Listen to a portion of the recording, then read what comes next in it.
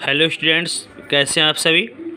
मैं अतुल कुमार शर्मा सरस्वती विद्या मंदिर inter college Bisalpur से एक बार फिर आपके सामने उपस्थित हूं अपनी अगली वीडियो के साथ।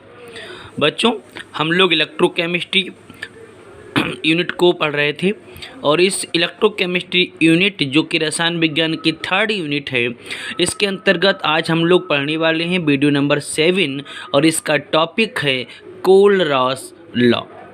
बच्चों, एग्ज़ाम के दृष्टिकोण से यह सबसे इम्पोर्टेंट टॉपिक है और कई बार बच्चों इससे क्वेश्चंस पूछे गए हैं, तो इसीलिए मेरे अनुसार बच्चों आप लोग इस पर इम्पोर्टेंट नोट कर लेंगे क्योंकि यह कई बार क्वेश्चन पूछा गया है। तो चलिए हम लोग डिस्कस करते हैं कोलरास के नियम की। बच्चों, सबसे पहले मैं आपको इसके अंतर्गत आने वाले कुछ पॉइंट्स को भी बता दूं क्योंकि मैंने जितनी भी वीडियोज़ अब तक आपको बताई हैं उन सारी वीडियोज़ को बच्चों मैंने छोटे छोटे टॉपिक्स के अकॉर्डिंग सॉल्व किया है और सारी चीज़ों को बहुत ही बारीकी से मैंने आपके सामने रखा है। बच्चों, कोलरास नियम, चूँकि यह नियम बच्चों विद्युत अपघट्य से संबंधित है, तो मैं सबसे पहले जिक्र करना चाहूँगा विद्युत अपघट्य क्या। हालांकि मैं विद्युत अपघट्य के बारे में आपको पहले ही बता चुका था कि वह पदार्थ जो विद्युत की सहायता से तोड़े जाते हैं, वियोजित किए जाते हैं बच्चों, उनको विद्युत अपघट्य पदार्थ कहते हैं। ये विद्युत अपघट्य पदार्थ बच्चों दो प्रकार के होते हैं, यह आपको जानकारी होगी, आपने 10th स्टैंडर्ड में पढ़ा भी होगा। दो प्रकार से कैसे, हम लोग आइए उसकी चर्चा करते हैं। सबसे पहला जो होता है वह प्रबल होता है, प्रबल विद्युत अपघट्य, और जो दूसरा बच्चों होता है वह दुर्बल विद्युत अपघट्य होता है। इसकी जानकारी आपको होगी। एक प्रबल विद्युत अपघट्य होता है, एक दुर्बल विद्युत अपघट्य होता है। प्रबल विद्युत अपघट्य से क्या आशय है, हम लोग उसका भी जिक्र करेंगे, और दुर्बल विद्युत अपघट्य से क्या आशय है, हम लोग उसका भी जिक्र करेंगे। बच्चों, प्रबल विद्युत अपघट्य वे होते हैं जो विलयन में पूर्णतः अपने आयनों में वियोजित हो जाते हैं। बहुत ध्यान से मेरी एक एक बात को सुनिएगा।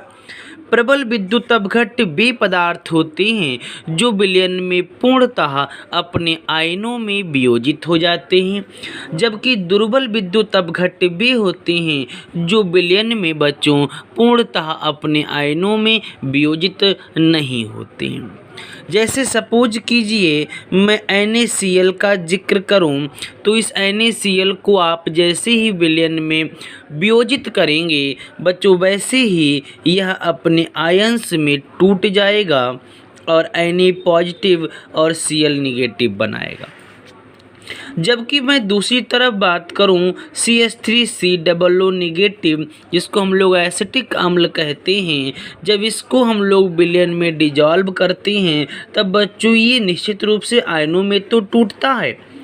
CH3COO निगेटिव और H पॉजिटिव यह बच्चों अपने आयनों में तो टूट जाता है, लेकिन Na पॉजिटिव और Cl निगेटिव की तुलना में बच्चों यह अपने आयनों में कम वियोजित होता है। तो मैं ऐसे कह सकता हूँ कि जो विलयन में मिलाए जाने पर पूर्णतः अपने आयनों में वियोजित हो जाते हैं वो प्रबल विद्युत अपघट्य कहलाते हैं, और जो विलयन में मिलाए जाने पर अपने आयनों में तो वियोजित होते हैं लेकिन पूर्णतः वियोजित नहीं होते हैं, तो ऐसे पदार्थों को हम लोग दुर्बल विद्युत अपघट्य पदार्थ कहते हैं। अब आपको बच्चों विद्युत अपघट्य की जानकारी प्राप्त हो गई होगी। चलिए हम लोग आगे नियम की डिस्कस करते हैं। आगे नियम क्या कहता है बच्चों, कोलरास के नियम के अनुसार सबसे पहला पॉइंट आता है अनंत तनुता। मैं आपको एक एक पॉइंट क्लियर करके बताऊंगा ताकि आपको इस नियम को समझने में कोई दिक्कत ना हो। सबसे पहला जो टॉपिक आता है बच्चों वह अनंत तनुता आता है। अब आपके सामने सबसे पहला प्रश्न यही है कि अनंत तनुता क्या चीज़ है। बच्चों, सपोज कीजिए आपने एक बाल्टी भर पानी ले लिया है और उस एक बाल्टी भर पानी में आपने क्या काम किया, 100 ग्राम नमक डाल दिया। अब आप जरा सोचिए कि एक बाल्टी पानी में आपने बहुत अल्प मात्रा में नमक डाला है, हालांकि वह नमक घुल करके तनु विलयन तो बनाएगा, लेकिन बच्चों वो उसमें इतना घुल जाएगा कि जो उसकी तनुता है बच्चों वह अनंत हो जाएगी। इतनी बात समझ में आ गई सबके। उसकी जो तनुता है वो कैसी हो जाएगी, वो अनंत हो जाएगी। तो आप अनंत तनुता से पूरी तरह से आप लोग वाकिफ़ हो गए होंगे। तो अनंत तनुता का अगर जिक्र करूं तो आपको ध्यान में रखना है, मैं 1 बाल्टी पानी की बात मैंने की और उसमें अल्प मात्रा में मैंने नमक को मिला दिया। तो आप देखेंगे भाई नमक डिजॉल्व होना शुरू कर देगा, लेकिन चूंकि बच्चों पानी की मात्रा बहुत ज़्यादा है, इसलिए जो उसकी तनुता होगी वो कैसी होगी, अनंत तनुता होगी। तो जो कोलरास ने अपना नियम दिया था, चलिए हम लोग पहले उस नियम की बात कर लेते हैं। उनका नियम था कि अनंत तनुता पर किसी विद्युत अपघट, अब बच्चों बहुत ध्यान देना, अनंत तनुता पर किसी विद्युत अपघट, चलिए मैं पहले नियम को एक्सप्लेन कर देता हूँ, नियम को यहाँ पर लिख देता हूँ, उसके बाद मैं चर्चा करूँगा। अनंत तनुता पर किसी विद्युत अपघट की मोलर चालकता, अनंत तनुता पर किसी विद्युत अपघट की मोलर चालकता उसके, वो ध्यान देना बच्चों, उसके धनायन और ऋणायन, उसके धनायन और ऋणायन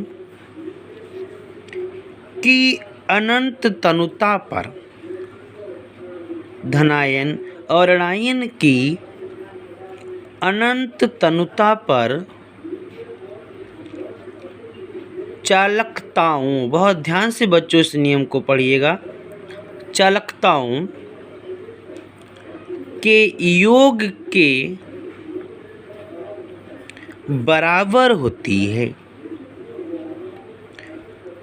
योग के बराबर होती है। यह नियम बच्चों कोलरास का नियम है। चलिए इस नियम को एक बार हम लोग फिर से पढ़ लेते हैं।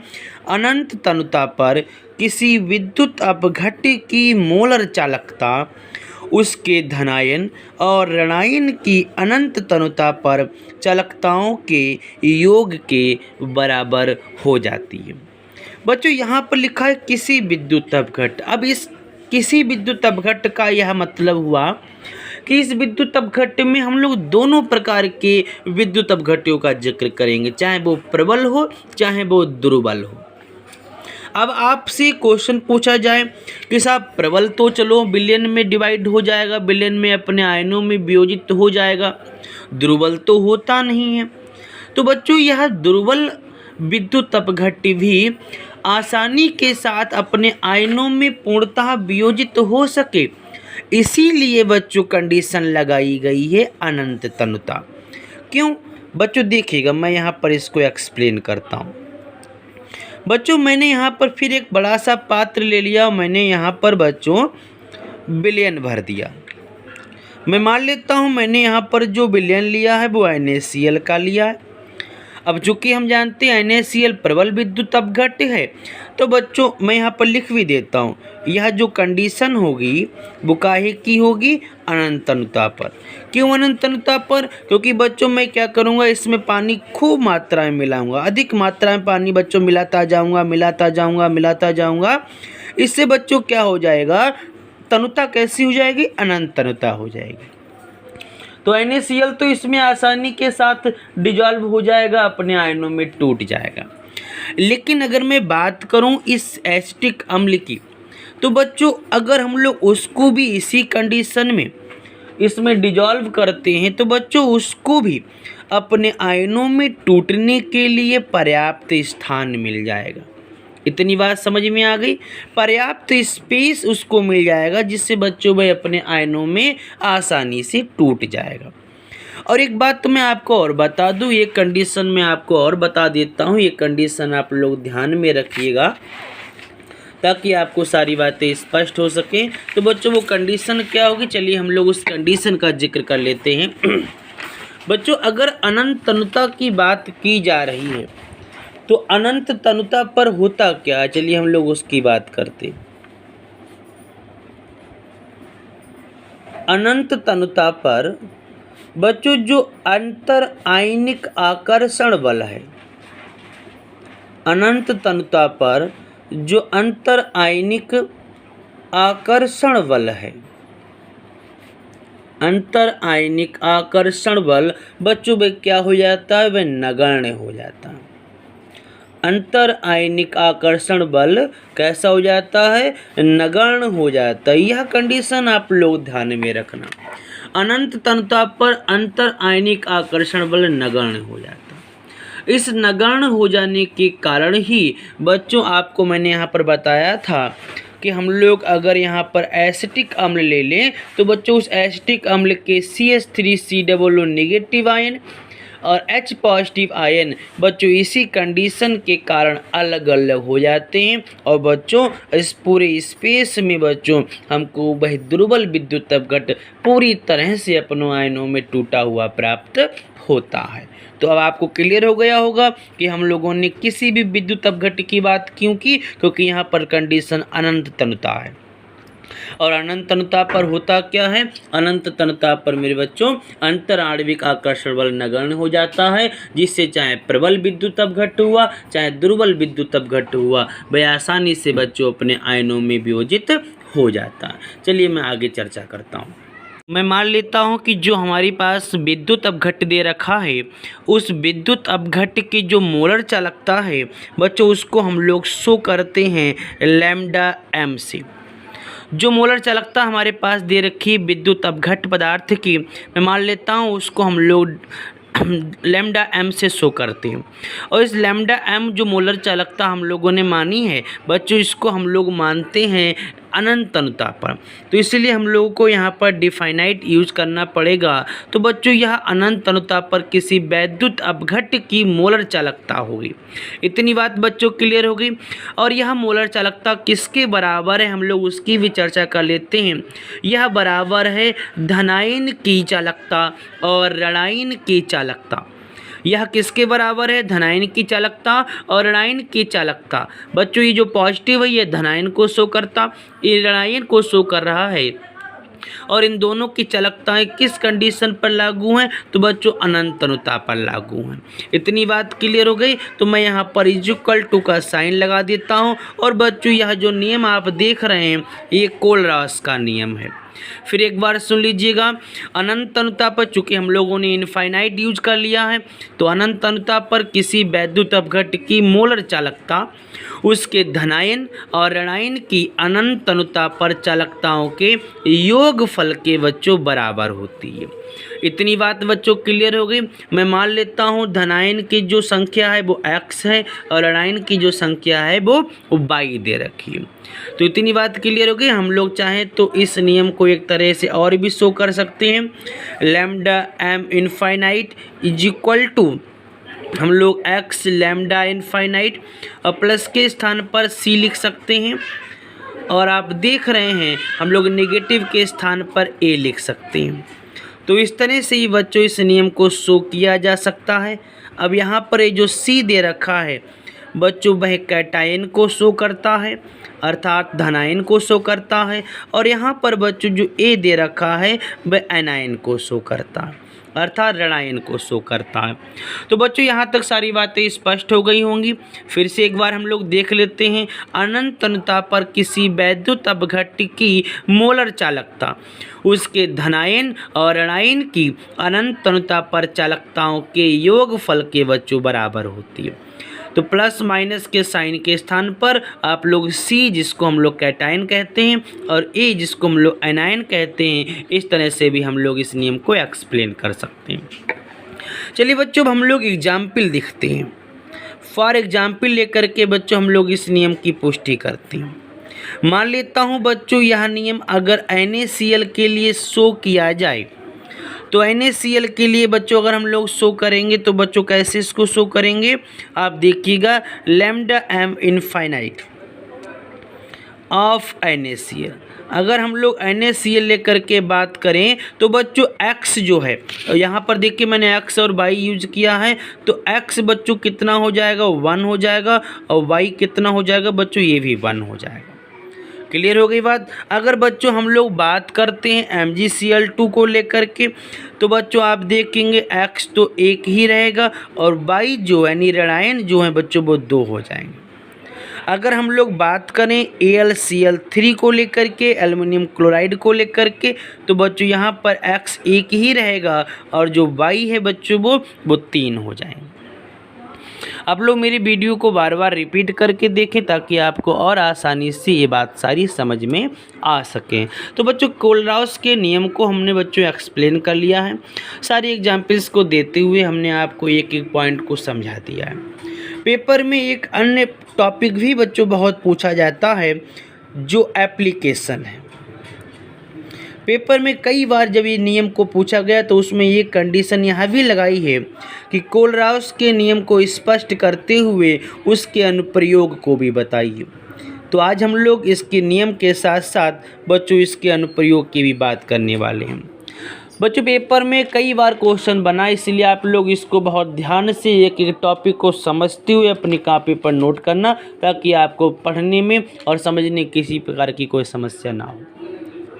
तो जो इसका पहला एप्लीकेशंस मैं आपको बताने जा रहा हूं, जो इसका पहला अनुप्रयोग है वो यह है कि इस नियम की सहायता से बच्चों ये जो दुर्बल वैद्युत अपघट्य होते हैं, किस प्रकार के मैंने अपघट्य की बात करी है, मैंने बात की है दुर्बल वैद्युत अपघट्यों की।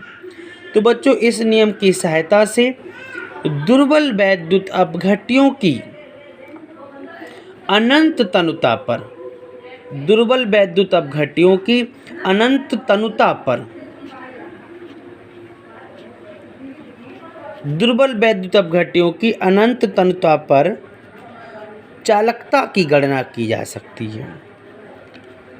चालकता की गणना हम लोग कर सकते हैं, ये इसका पहला अनुप्रयोग है।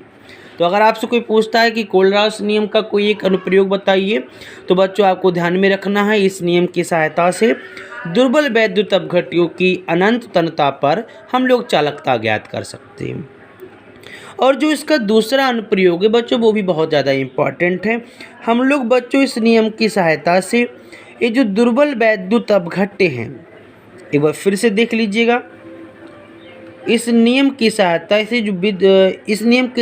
से जो दुर्बल वैद्युत अपघट्य हैं बच्चों उनके वियोजन की भी हम लोग गणना कर सकते हैं। उनके वियोजन की मात्रा को हम लोग ज्ञात कर सकते हैं। इतनी बात समझ में आ गई। तो मैंने आपको दोनों अनुप्रयोगों के बारे में बता दिया।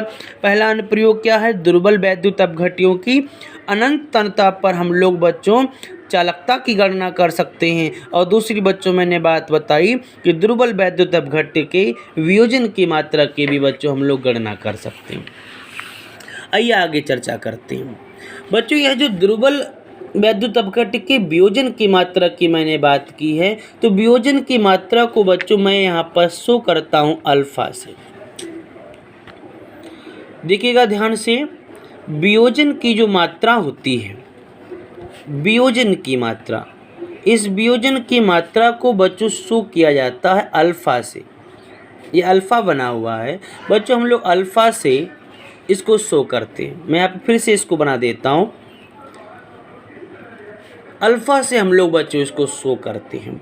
और ये जो वियोजन की मात्रा यह ज्ञात कैसे की जाती है हम लोग उसका भी जिक्र कर लेते हैं। बच्चों यह जो वियोजन की मात्रा, इसको निकालने का एक सूत्र होता है, लैम्डा एम इनफाइनाइट, और ऊपर बच्चों मैं लैम्डा एम सी लिखता हूँ।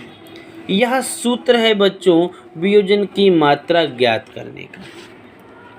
एक बार फिर देख लीजिए बच्चों, वियोजन की मात्रा किस तरह से ज्ञात करते हैं, तो लैम्डा एम सी, नीचे मैंने लिखा है लैम्डा एम इनफाइनाइट। अब आप पूछेंगे सर ये दोनों हैं क्या, तो आप यहाँ पर देख रहे हैं एम का मतलब मोलर कंडक्टिविटी।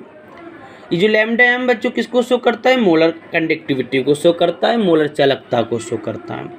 तो बच्चों यहाँ पर मोलर चालकता किसी कंडीशन पर निकाली गई है, किसी दशा में हम लोगों ने ज्ञात की है, अथवा किसी दशा में यह मोलर चालकता दे रखी है।